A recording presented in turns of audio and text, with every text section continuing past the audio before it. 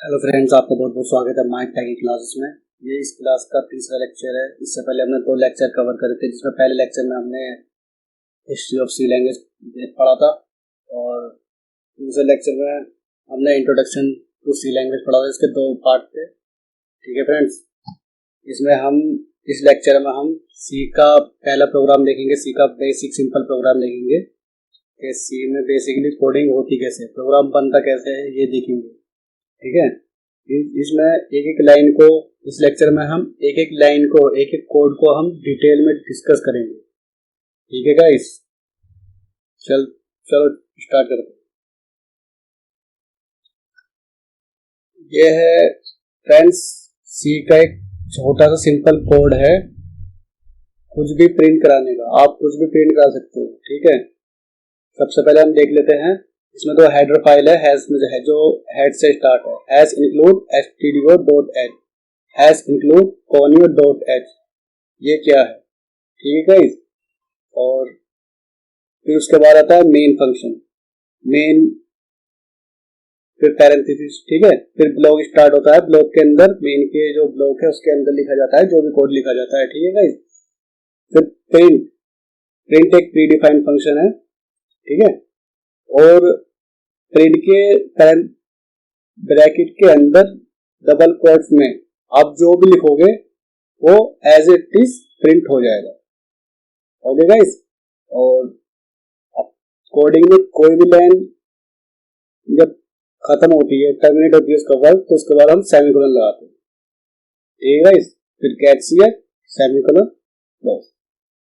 अब इसकी पूरी वर्किंग देखेंगे कि इनका काम क्या क्या है, कि ये हेडर फाइल होती क्या है, क्यों होती है, इनका क्या यूज है। ठीक है गाइस, तो ये प्रोग्राम आप ध्यान से देख लीजिए और उसके बाद हम इस कोड पर डिस्कस करेंगे। इसके एक एक लाइन को समझेंगे। आप ऐसे समझ लीजिए, एक तरह से सिंटैक्स है। आपको ये हेडर फाइल जो ऊपर लिखी है, हैश से स्टार्ट हुई है, ये आपको हर प्रोग्राम में लिखनी पड़ेगी, जब भी आप इसकी फंक्शनैलिटी को यूज कर पाओगे। जैसे कोई प्रीडिफाइंड फंक्शन होता है, वो डिक्लेयर होता है प्रीडिफाइंड, तो वो डिक्लेरेशन और उसकी डेफिनेशन इन हेडर फाइल में लिखी होती है। ओके फ्रेंड्स, जो हम प्रीडिफाइंड फंक्शन को यूज करते हैं वो हम इन हेडर फाइल की मदद से यूज करते हैं। ठीक है गाइस, और ये मेन फंक्शन है जो मेन लिखा हुआ है। सिंपली हम जो भी कोड लिखते हैं मेन फंक्शन के ब्लॉक के अंदर लिखते हैं। ठीक है गाइस, और उसके बाद जो प्रिंटफ फंक्शन है, जैसे मैंने आपको बताया है, प्रिंटफ फंक्शन प्रीडिफाइंड फंक्शन है जिसका डेफिनेशन और डिक्लेरेशन stdio.h पहली वाली हेडर फाइल में हुआ है। ठीक है, ये इसमें इसके डिक्लेरेशन और definition standard input output header file में पहले से ही है, तो इसलिए हम प्रिंटफ फंक्शन को यूज कर पा रहे हैं। ओके गाइस, ऐसे ही गेट सीएस का क्या काम होता है, ये हम सेमीकोलन क्यों लगाते हैं लास्ट में। ठीक है, ये हम आगे देखेंगे, आगे डिस्कस करेंगे गेट सीएस क्या है। ठीक है, चलो स्टार्ट करते हैं। सबसे पहले हम देखेंगे ये हेडर फाइल होती क्या है और इनका क्या यूज है प्रोग्राम में। जैसे अब हमने लिखा है हैश इंक्लूड stdio.h। ठीक है, इस तो हेडर फाइल तो छोटे मोटे प्रोग्राम में आपको मैंडेटरी है इंक्लूड करनी। ठीक है, जैसे जैसे आप प्रोग्रामिंग करोगे, प्रोग्रामिंग में आगे बढ़ोगे, तो वैसी वैसी आपको हेडर फाइल इंक्लूड करनी पड़ेगी। ठीक है, सबसे पहले हम देखते हैं हेडर फाइल का क्या यूज है, हम क्यों इसे अपने प्रोग्राम में इंक्लूड करते हैं। ठीक है, चलो, ये पहली हेडर फाइल है हैश इंक्लूड stdio.h। इसका क्या मतलब है मैं आपको बता दूं, प्री प्रोसेसर डायरेक्टिव जिसे हम हैश कहते हैं, ये एक प्री प्रोसेसर डायरेक्टिव है। ठीक है गाइस, जो इंक्लूड करता है standard input output library function को। इसका मतलब ये है, जो भी स्टैंडर्ड इनपुट आउटपुट लाइब्रेरी है, इसमें जो फंक्शन डिक्लेयर है, डेफिनेशन है, अगर हमें उन फंक्शन को यूज करना है उन्हें यूज करना है तो उस फंक्शन से रिलेटेड हेडर फाइल को अपने प्रोग्राम में इंक्लूड करनी पड़ेगी। समझे फ्रेंड्स? ऐसे ही printf and scanf function is defined in standard input output stdio.h header file में। ठीक है, ये जो प्रीडिफाइंड फंक्शन है, कुछ अभी तो और भी फंक्शन है, एग्जांपल के लिए मैंने दो लिए हैं, printf और scanf। ठीक है गाइस, आप printf और scanf को तभी यूज कर पाओगे जब आप अपने आपके कोड में फाइल में ये हेडर फाइल इंक्लूड होगी। अगर ये इंक्लूड नहीं होगी तो मैं आपको बता दूं, काफी एक तो कंपाइलर में तो हो जाएगा बिना हेडर फाइल के, वो भी इसलिए होता है क्योंकि एक दो कंपाइलर में हेडर फाइल पहले से उसमें इनबिल्ड होती है। ठीक है गाइस, लेकिन आप बहुत से कंपाइलर में ये हेडर फाइल अलग से लिखनी पड़ती है। जैसे आप लिखोगे तो आप अलग से ही लिखोगे तो बेटर रहेगा, क्योंकि आपको नहीं पता कि किस कंपाइलर में ये है किस नहीं। ठीक है गाइस, अगर आप बिना हेडर फाइल के बिना हेडर फाइल के इनके फंक्शनैलिटी को यूज करोगे प्रिंटफ स्कैनफ को, तो ये समझ नहीं पाएगा कि ये क्या है। जैसे मैंने आपको पहले बताया था कि जो सी लैंग्वेज है हमारी, वो प्रोसीजर ओरिएंटेड प्रोग्रामिंग लैंग्वेज है। ठीक है, हम इसमें कोड पूरे प्रोसीजर के मुताबिक करते हैं। ठीक है गाइस, जो हमें कंपाइलर को बताना पड़ता है जो हम चीज यूज कर रहे हैं कि वो क्या है, उसका डिक्लेयर रजिस्ट्रेशन क्या है, डेफिनेशन क्या है, उसे बताना पड़ता है, तभी समझ पाता है। ठीक है फ्रेंड्स, तो हम प्रिंटफ और स्कैनफ को तभी यूज कर पाएंगे जब प्रिंटफ और स्कैनफ से रिलेटेड हेडर फाइल को हम अपने कोड में लिखेंगे। ठीक है, तो अब हम देखते हैं सेकंड हेडर फाइल को।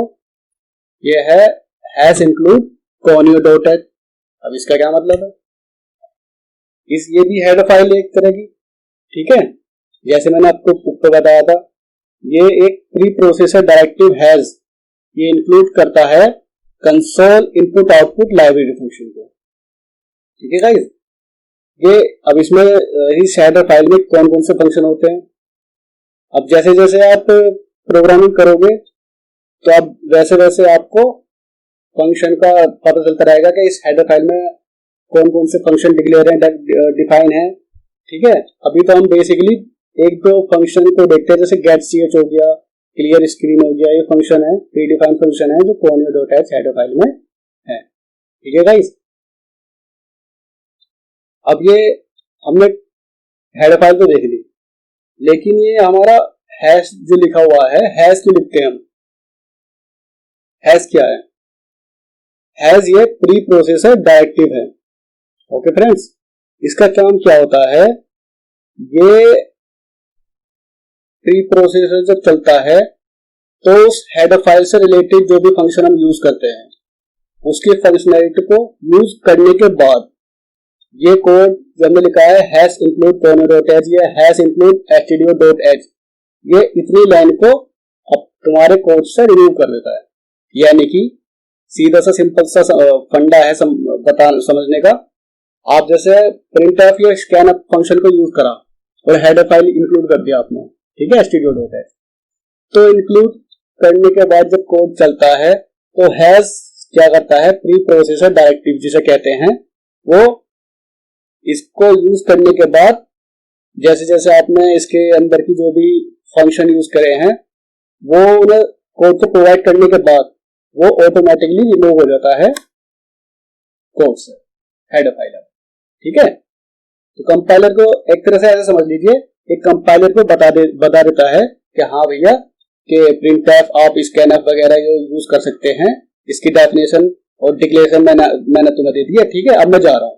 तो ये चीज उसे बता के कंपाइलर को वहां से हट जाता है, इसका और कोई काम नहीं है। ठीक है, ये हैश जिसे प्री प्रोसेसर डायरेक्टिव कहते हैं, इसकी मदद से होता है। ठीक है गाइस, और हम जो इंक्लूड ये लिखते हैं हैश भी समझ में आ गया। ठीक है, और ये stdio.h फॉर हेडर फाइल, ठीक है, ये भी समझ में आ गया। अब इंक्लूड भी लिखते हैं। अब जो भी हेडर फाइल है हमारे, आपने देखा होगा, आपने जैसे कोई कंपाइलर डाउनलोड करा, इंस्टॉल करा, जैसे मैंने किया है टर्बो C प्लस, ठीक है। इंस्टॉल करते हैं तो सी ड्राइव में जाता है, सी ड्राइव में एक फोल्डर बना होगा टर्बो C प्लस का, उसमें जाओगे तो आपको एक फोल्डर मिलेगा इंक्लूड नाम का, ठीक है। या तो इंक्लूड वो बिन में होगा, बिन में ना होगा, अगर बाहर हुआ तो बाहर होगा इंक्लूड नाम का। इंक्लूड नाम के फोल्डर में आपकी सारी हेडर फाइल है, चाहो तो आप वहां देख सकते हैं, जैसे मैं आपको दिखाता हूं, चलो देखते हैं, ठीक है गाइस। ये आ गए हम सी ड्राइव में। आपके बेसिकली ज्यादातर सॉफ्टवेयर सी में ही इंस्टॉल होते हैं, सी में ही फाइल बनती है। जैसे ही अगर सी में आपका, या तो ये बन गया आपका टर्बो C3, ये आपका फोल्डर है, या तो अगर आपके सिस्टम में बाहर नहीं है तो या फिर प्रोग्राम फाइल में होगा या इसमें होगा, इन दो फाइलों में से एक में होगा, ठीक है, फोल्डर में। इसमें क्लिक करोगे तो आपको दिखेगा यहाँ पर इंक्लूड नाम का फोल्डर, ये रहा, ठीक है गाइस। इसे जैसे ही आप ओपन करोगे तो इसमें जितनी भी हैं सब ये हेडर फाइल है, आप देख पा रहे हो, .h एक्सटेंशन के साथ जितनी भी हैं ये सारी हेडर फाइल है। अब जैसे ही हमने जिक्र करा था, ऊपर डिस्कस करा था, दो हेडर फाइल का जो मैंडेटरी है। अब एक सी प्रोग्राम को चलाने के लिए, छोटे मोटे प्रोग्राम को चलाने के लिए कम से कम दो हेडर फाइल की आवश्यकता पड़ती है। जैसे मैंने आपको बताया है, वो दिखाता हूं मैं आपको। एक है tally standard input output header file, stdio.h जिसे कहते हैं, ठीक है, ये stdio.h, ठीक है। पहला हेडर फाइल तो आपकी एरी, जिसमें प्रीडिफाइंड फंक्शन जो पहले से ही लिखे हुए फंक्शन है, डिक्लेयर हुए फंक्शन है, वो इस फाइल के अंदर है, ठीक है गाइस। और हम देखते हैं दूसरी हेडर फाइल conio.h, ठीक है, conio ये रही आपकी conio.h। तो कम से कम आपको दो हेडर फाइल तो अपने प्रोग्राम में इंक्लूड करनी होगी, एक मरे से मरा प्रोग्राम बनाने के लिए, छोटा मोटा प्रोग्राम बनाने के लिए। और जैसे जैसे आप प्रोग्रामिंग सीखते जाओगे, करते जाओगे, वैसे वैसे आपको पता चलता रहेगा कि कौन कौन सी हेडर फाइल में कौन कौन से फंक्शन है, हमें कौन सी हेडर फाइल यूज करनी है, ठीक है। और जैसा मैं आपको दिखाता हूँ, अगर आप ग्राफिक्स से रिलेटेड कुछ और फंक्शन यूज करते हैं तो आपको ये, जैसा आप देख रहे हो आप, graphics.h ये हेडर फाइल इंक्लूड करनी पड़ेगी, ठीक है। ऐसी बहुत सी हैं, ये बहुत सारी लिस्टें आप अपने सिस्टम में देख सकते हैं टर्बो C इंस्टॉल करने के बाद, ठीक है गाइस। चलो हम अपने वापस प्रोग्राम पर आते हैं, ठीक है फ्रेंड्स। ये वापस हम उसी टॉपिक पर आ गए, मैंने आपको दिखाया था क्या हेडर फाइल, या आपको समझ में आ गया होगा, हैश क्यों लगाते हैं, इंक्लूड हो गया आपका, ठीक है। ये conio.h क्या है ये आपको बता दिया है, ठीक है फ्रेंड्स। अगर अभी भी आपको कोई इसमें कंफ्यूजन है या कुछ बात समझ में नहीं आई है तो आप कमेंट के थ्रू आप हमसे पूछ सकते हैं, ठीक है फ्रेंड्स। आपको सॉल्यूशन जरूर मिलेगा, ठीक है फ्रेंड्स। और उसके बाद ये क्लियर हो गया हमारा हेडर फाइल क्या होती है, हमने देख लिया क्यों यूज करते हैं, ये भी देख लिया है। उसके बाद क्या था प्रोग्राम में हमारा, फिर था हमारा मेन फंक्शन, ओके गाइस। अब ये मेन फंक्शन क्या है, what is main? It is the main point of program. The main function is the entry point of every program in C language, समझे आप? यानी कि एक कोई सा भी बड़े से बड़ा छोटे से छोटा प्रोग्राम आप बनाते हो सी लैंग्वेज में, प्रोग्राम स्टार्ट होगा मेन फंक्शन से ही और एंड भी होगा मेन फंक्शन से। यानी कि आपसे कोई पूछे, आपने 1000 ऑफ फंक्शन एक प्रोग्राम में लिखे, कितने भी समझ लीजिए, कितने भी हजारों सौ कितने भी फंक्शन आपने अपने प्रोग्राम में लिखे हैं, यूज करे हैं। अगर आपसे पूछे कि आपके प्रोग्राम में सबसे अगर प्रोग्राम रन करा तो सबसे पहले कौन सा फंक्शन रन चलेगा, तो वो चलेगा फ्रेंड्स मेन फंक्शन। उसके बाद अलग अलग फंक्शन जो भी आप अपने सीक्वेंस के हिसाब से लाइन बाय सीक्वेंस के हिसाब से रन होंगे। सबसे पहले जो चलेगा मेन फंक्शन, ठीक है। The compiler start the execution of the program from main function and generally the executions end at the end of main function. Got it? ठीक है friends, program can not start without main function. एक C program में main function तो होना ही चाहिए। बिना main function के वो प्रोग्राम स्टार्ट कंपाइल तो दूर की बात, चलेगा ही नहीं, कंपाइल ही नहीं होने का। समझ रहे हो आप? कहने का मतलब सीधा है। अगर आप जो भी कोड लिखते हो वो मेन फंक्शन के अंदर लिखते हो। अगर मेन फंक्शन की आप आगे भी देखोगे, अब तो सिंपल सा प्रोग्राम है, मैं मेन फंक्शन के अंदर लिख दिया। अगर आप कोई भी प्रोग्राम देखोगे, अगर मेन फंक्शन के बाहर भी लिखते हो, ब्लॉक के मेन फंक्शन के ब्लॉक के बाहर लिखते हो, तो उसे वो मेन फंक्शन के थ्रू कॉल होता है। अब कॉल कैसा होता है ये हम आगे डिस्कस करेंगे, ठीक है फ्रेंड्स। लेकिन ज्यादातर कोड अगर मेन फंक्शन के ब्लॉक के अंदर लिखा जाता है, अगर बाहर लिखता है तो मेन फंक्शन के द्वारा कॉल होता है। सीधा सा फंडा है, आपको ये ध्यान रखना है। मैं आपको एक बात बता दूं, जितनी भी बातें मैं आपको बता रहा हूं, अपने आप या तो किसी चीज पर नोट करते चलिए, ये आप समझ एक एक पॉइंट को अपना क्लियर करते चलिए, तभी आपको प्रोग्रामिंग में तो कोई दिक्कत नहीं होगी। ठीक है फ्रेंड्स, अब मेन फंक्शन को अलग अलग तरह से भी लिख सकते हैं। अलग अलग तरह से क्या मतलब है? मेन फंक्शन तो मेन फंक्शन है। अब जैसे मेन फंक्शन पहले लिखा है आपने मेन, उसकी बॉडी लिख दी, ठीक है, ब्लॉक के अंदर। फिर वॉइड मेन मिडल में, ठीक है, वॉइड मेन क्या है। फिर थर्ड नंबर पर इंट मेन, ठीक है। तो ये वॉइड इंट ये मेन फंक्शन का रिटर्न टाइप है, ठीक है फ्रेंड्स। रिटर्न टाइप अभी आपको समझ नहीं आने का, फिर भी आपको मैं मोटा मोटा समझा देता हूं, ठीक है। जो स्टूडेंट्स हैं, जो कर रहे हैं, जो भी कंप्यूटर साइंस से कोडिंग स्टडी चल रही है उनकी, वो काफी हद तक समझ जाएंगे, ठीक है फ्रेंड्स। फिर भी हम इसे डिटेल में आगे मेन फंक्शन में कवर करेंगे। हम एक एक चीज को डिटेल में उसकी गहराई तक जाके डिस्कस करेंगे, ठीक है गाइस, डीपली पूरी। तो एक वॉइड हो गया, वॉइड मेन, इंट मेन, ये रिटर्न टाइप है। वॉइड मेन मतलब इस मेन फंक्शन का कोई रिटर्न टाइप नहीं है, इसलिए हम वॉइड लगाते हैं। इंट मेन मेन फंक्शन का अगर कोई रिटर्न टाइप हुआ तो वो इंटीजर वैल्यू होगी, तो इसलिए हम लिखते हैं इंट मेन, ठीक है फ्रेंड्स। चलो उसके बाद मेन फंक्शन के अंदर जो लिखते हैं उसके बाद आता है प्रिंटफ फंक्शन। अब ये प्रिंटफ फंक्शन क्या है? मैंने आपको बताया था printf function is used to print data on the console. कुछ भी हम लिखते हैं, कुछ भी, एनीथिंग, कुछ भी आप सोचो, नाम किसी चीज का, कुछ भी अगर आपको प्रिंट कराना है तो आप प्रिंट फंक्शन के अंदर डबल कोट्स में जो भी लिखोगे वो एज इट इज प्रिंट हो जाएगा, ठीक है गाइस। उसका हम प्रैक्टिकल डेमो देखेंगे, ठीक है। लेकिन आप एक एक इसकी लाइन को समझते चलिए, उसके बाद हम प्रैक्टिकल डेमो देखेंगे इसका, ठीक है फ्रेंड्स।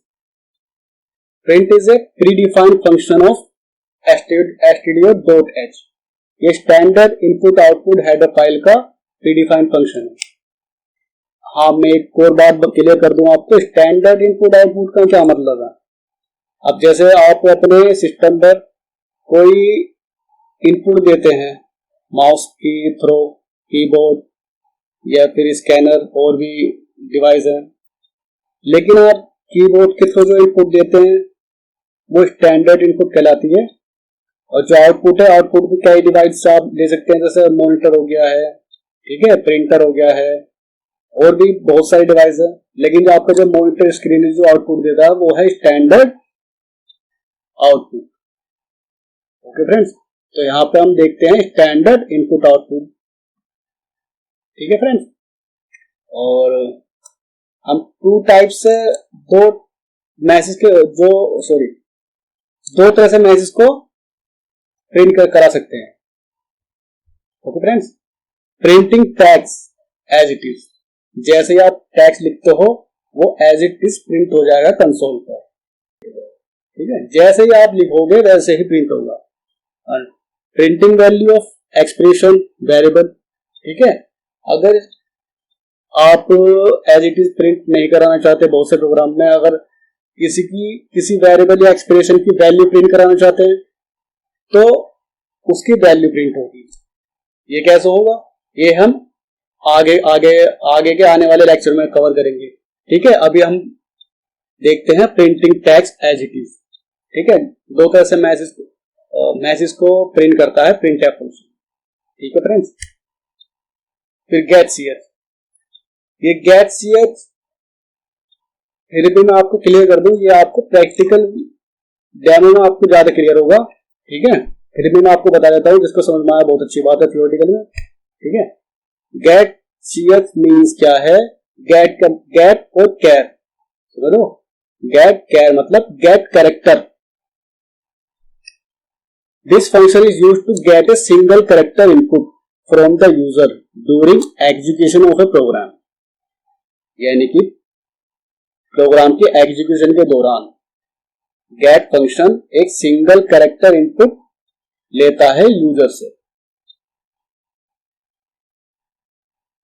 समझे फ्रेंड? अब इसका क्या यूज है, ये हमेशा लास्ट में चलता है प्रोग्राम के। ये एक बार और बता दूं मैं आपको, प्रोग्राम के एट द लास्ट राइट होता है गेट सीएच। ठीक है,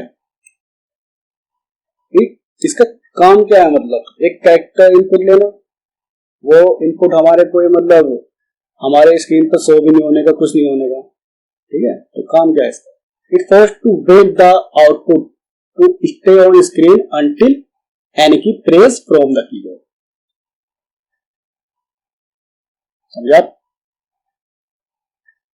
it first to wait the output to stay on the screen, screen पर आउटपुट को जब तक रोके रखता है, फोर्सली, जब तक आप कोई सिंगल कैरेक्टर इनपुट कोई भी की अपने कीबोर्ड में से प्रेस नहीं करते।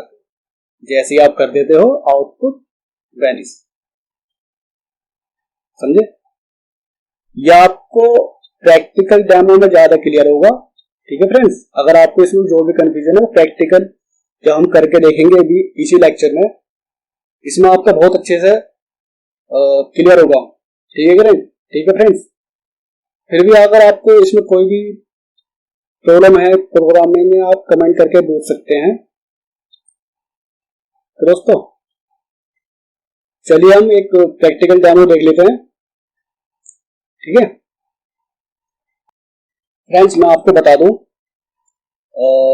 सी प्रोग्राम को राइट करने के लिए मैं टर्बो C+ का यूज कर रहा हूं। ठीक है, आप अगर आप बिगनर हैं तो मैं आपको जो सजेस्ट करूंगा कि आप स्टार्टिंग टर्बो C+ कंपाइलर से करें, उसके बाद आप कोई सा भी कंपाइलर का यूज कर सकते हैं। और उसके बाद भी अगर आप यूज करेंगे तो मैं आपको कोड ब्लॉक के लिए रिकमेंड करूंगा। ठीक है फ्रेंड्स, कोड ब्लॉक में काफी आप बेटर तरीके से प्रोग्राम बनाएंगे, काफी फंक्शनैलिटीज की यूज कर पाएंगे। ठीक है,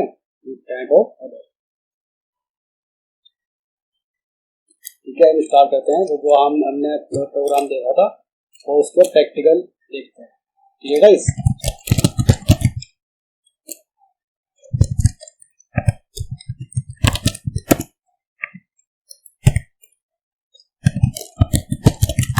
ये सब मैं आपको बता देता हूँ कि हैश इंक्लूड stdio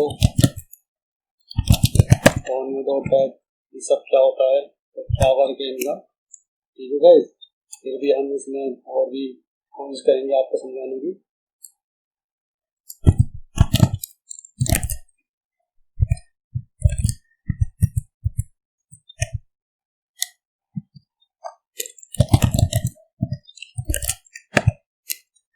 जैसे मैंने पीछे बताया था, प्रिंट एफ फंक्शन है जो stdio.h हेडर फाइल में प्रीडिफाइन है, पहले से ही लिख लेगा, ठीक है। और इसके अंदर हम डबल कोट्स के अंदर जो भी लिखते हैं वो एज इट इज प्रिंट हो जाएगा, हेलो सी, ठीक है गाइस। और उसके बाद लगा देते हैं हम सेमीकोलन। अब ये सेमीकोलन का क्या वर्क है, सेमीकोलन का ये वर्क है क्योंकि हमने ये लाइन लिखी प्रिंटफ, और प्रिंटफ के अंदर पैरेंथेसिस के अंदर डबल कोट के अंदर लिख दिया हमने हेलो सी। कुछ भी मैसेज लिख सकते हैं, हेलो वर्ल्ड वगैरह, नाम अपना कुछ भी जो भी आपको प्रिंट कराना है, ठीक है। क्योंकि इस लाइन की वर्किंग यहाँ पर केवल कोड में यहाँ पर इसकी खत्म हो चुकी है। इस लाइन के आगे इस लाइन से रिलेटेड कोई और हमें कोड नहीं लिखना है, ठीक है फ्रेंड्स।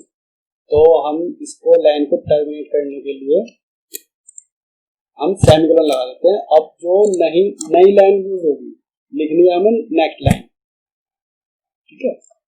ये नेक्स्ट लाइन का आने के लिए ऐसे समझना, ठीक है गाइस।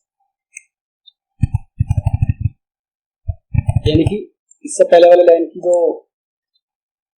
वर्किंग है वो वहां पर समाप्त होती है, उसका काम यहाँ तक है। सेमीकोलन के बाद जो लाइन हम लिखेंगे वो वहां से दूसरी लाइन चलेगी, उसका काम फिर अगला काम। जैसे हम लगाते हैं गेट सी एच। अब गेट सी एच हमने आपको बताया था, उसमें अगर चिल्ड्रन नहीं हुआ काफी लोगों का तो आप प्रैक्टिकल में आप समझ जाएंगे, ठीक है फ्रेंड्स। तो हम गेट सी एच का मैंने बताया था कि एक सिंगल कैरेक्टर इनपुट लेता है आउटपुट कंसोल को। जब तक हम कोई इनपुट कोई भी की प्रेस नहीं करेंगे तो आउटपुट वैनिश नहीं होगा, ठीक है। हम इसको सेव कर लेते हैं, ठीक है फ्रेंड।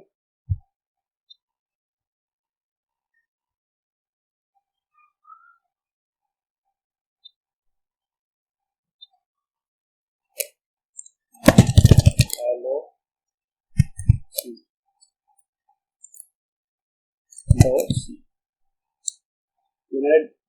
जो मैंने प्रिंट कराया है उसी के नाम से फाइल का नेम रख दिया और .c एक्सटेंशन है कोड, ठीक है गाइस।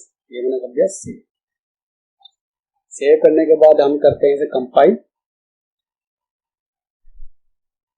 ठीक है फ्रेंड। ये कोई एरर नहीं है। अब जो ये वार्निंग दिखा रहा है एक, ठीक है, ये क्यों दिखा रहा है, वार्निंग को हम कवर करेंगे फंक्शन लेक्चर में, ठीक है। वार्निंग से अभी हमें कोई खतरा नहीं है, हमारे जो हमें जो खतरा था थोड़ा बहुत वो एरर सा था, एरर कुछ कोई एरर नहीं है, ठीक है। तो ये हमारा कंपाइल हो गया है सक्सेसफुली। ये वार्निंग दिखा रहा है, वार्निंग हमें कोई, हम आगे देखेंगे। हम करते हैं डायरेक्ट रन।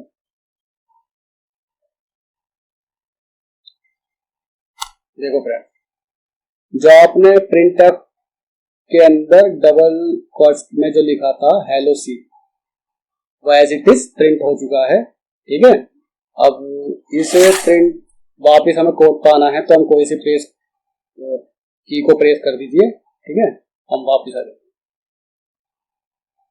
अब हम समझेंगे गेट सीएस का मतलब, इनको अगर समझ में आ गए तो बहुत अच्छी बात है।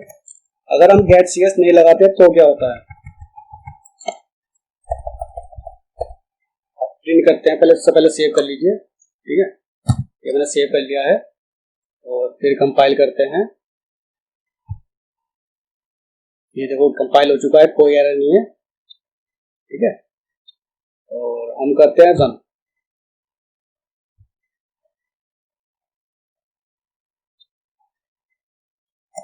बट ये क्या हुआ, देखा आपने, कंपाइल भी सक्सेसफुल हुआ है और रन भी हो गया है, लेकिन हमें कोड दिखा नहीं।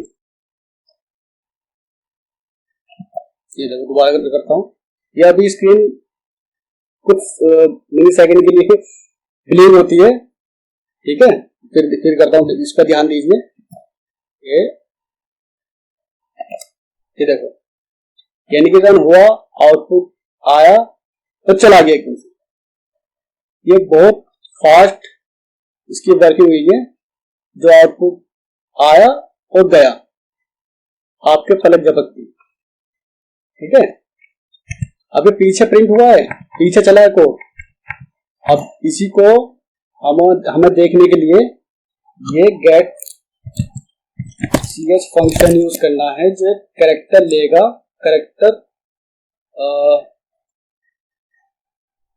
ठीक है, कैरेक्टर लेगा। जब तक हम इसे कैरेक्टर नहीं देंगे या इनपुट करेंगे, ठीक है, तब तक ये हमें आउटपुट शो करेगा कंसोल पर। मैं आपको बता दूं, आपको बहुत से स्टूडेंट या बहुत से स्टूडेंट हैं, वो गेट सीएच का ये मतलब निकालते हैं कि गेट सीएच का यूज हम स्क्रीन को होल्ड करने के लिए होता है। ठीक है भाई, तो काफी अधूरा और मेरे हिसाब से गलत आंसर है। ठीक है, गेट सीएच का सिंपल सा मतलब ये है, गेट, इसमें नाम से ही आप बता सकते हैं, गेट क्या यानी कि कोई एक कैरेक्टर, सिंगल कैरेक्टर इनपुट लेना।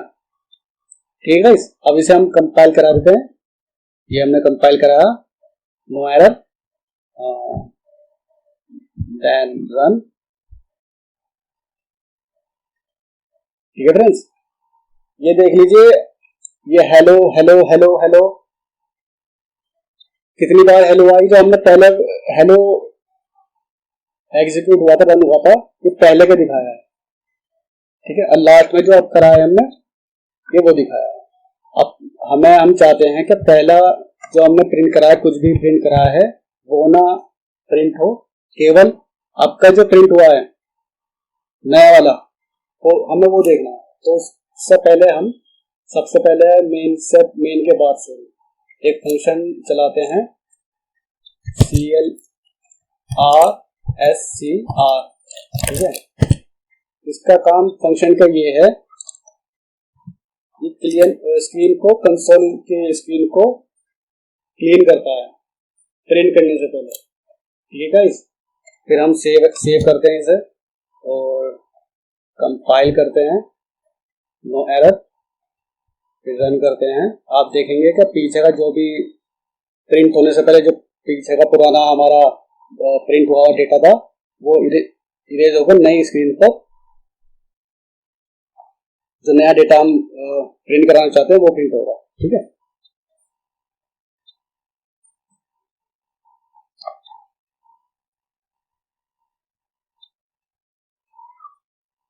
देखो फ्रेंड्स, देखा आपने, हेलो सी, ये आपका डेटा है, जो पुराना डेटा आपने प्रिंट कराया था, हमने प्रिंट कराया था, वो सब इरेज हो चुका है। मैं इसे बाहर आ जाता हूँ, कोई एक की दबा के, कोई सी भी मैं स्पेस दबा देता हूँ। ठीक है फ्रेंड्स, आई होप आपको ये प्रोग्राम समझ में आया होगा। सिंपल सा, इसमें कोई रॉकेट साइंस नहीं है, बहुत ही सिंपल एक्सप्लेन किया है मैंने आपको, और सिंपल सा है, केवल प्रिंटफ का ही रोल है इसमें सारा। ठीक है, और जो इसके अलावा दो फंक्शन हमने यूज किए हैं, गेट सीएच और क्लियर स्क्रीन, ये भी आपको बहुत अच्छे से समझाया है। अगर आपको फिर भी कोई इसमें डाउट है, एक किसी भी पॉइंट में आपको क्लियर नहीं है, कुछ समझ नहीं आया, तो आपको वीडियो दोबारा देख लीजिए, दोबारा रिवाइंड करके देखिए। अगर आप तब भी नहीं समझ में आया तो आप कमेंट कर सकते हैं। ठीक है फ्रेंड्स, अगर मैं आपको फ्रेंड्स बता दूं, अगले लेक्चर में हम देखेंगे जो हमने कंपाइल किया और रन किया। ये हमने अब देख लिया, हमने अब क्या करा, हमने सिंपल कंपाइल किया, कंपाइल हो गया, रन किया, रन हो गया। ठीक है फ्रेंड्स, अभी आप एरर की बात मत कीजिए, कंपाइल किया, करा, कंपाइल हो गया, रन करा, रन हो गया, सिंपल। लेकिन ये कंपाइलेशन और एग्जीक्यूशन को रन करते हैं, इसकी जो प्रोसेस है, जो इसकी प्रक्रिया है, वो बैकग्राउंड में कैसे होती है, कैसे कन्वर्ट होती है, कोड जो होता है, ये इसका प्रोसेस हम कंपाइलेशन प्रोसेस या एग्जीक्यूशन प्रोसेस हम नेक्स्ट लेक्चर में देखेंगे। ठीक है फ्रेंड्स, तो उसमें आपको और भी बहुत सी नई बातें सीखने को मिलेंगी, तो आप वो लेक्चर मेरा जरूर देखना आपको। ठीक है फ्रेंड्स, तो आज की क्लास में बस इतना ही। Thanks for watching.